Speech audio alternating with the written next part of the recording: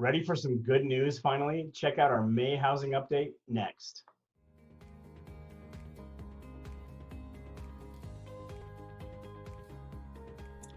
Over the last century, our nation has never really experienced anything like we are currently going through. Last month, we did hint at a silver lining amongst the clouds as we discussed the housing market in March and April. That silver lining was that despite the turmoil and uncertainty, home buyers and sellers found ways to keep their plans on track through the lockdown, but activity was light at best. However, moving forward, many major financial institutions are calling for a second half economic recovery. DataTree was recently quoted as saying, the US housing market has proven to be incredibly resilient in the face of recent pandemics. History suggests the housing market is likely to fare better through pandemics and recover more quickly than the overall economy.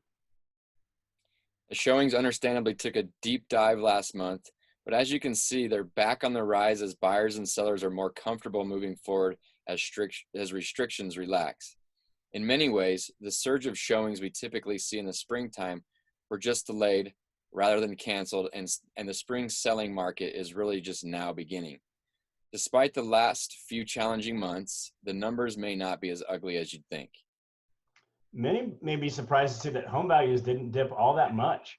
Looking back at April, the average price of a home in Denver was over $500,000, a year-over-year increase of 1%, and was down 2% from last month. Single-family residences sold for an average of over $549,000, down less than 1% year over year. The price of condos and townhomes was up 3% from April 2019 at an average of over $378,000.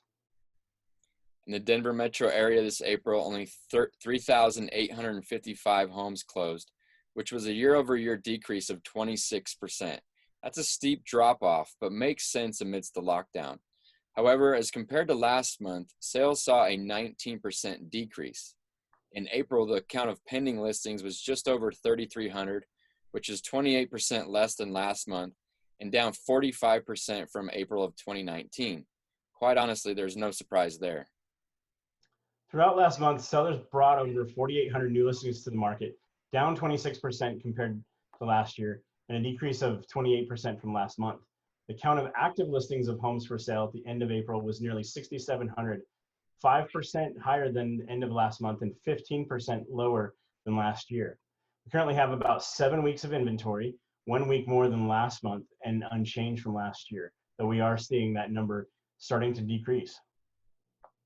Yeah, in April, homes were on the market for an average of 20 days, which is 9 days less than this time last year and 10 days less than last month. Year-to-date data for listings closed and new listings shows the market has pulled back a bit amid uncertainty surrounding COVID-19. Yet, as Dorothy said, there's no place like home, and home buyers are emerging in this new spring market. Closed listings are 2% lower than last year's year-to-date figures. However, the good news is the average price of those listings is up 4%. On average, homes spent 1 day less on the market than they did at this point in 2019. As you can see, the future is looking much brighter. If you're considering a move this spring or summer, or you know someone that is, let's talk sooner rather than later to determine your best course of action. Now more than ever, we understand everyone's situation is unique. So please give us a call to discuss how this current real estate market impacts you. We'd love to hear from you.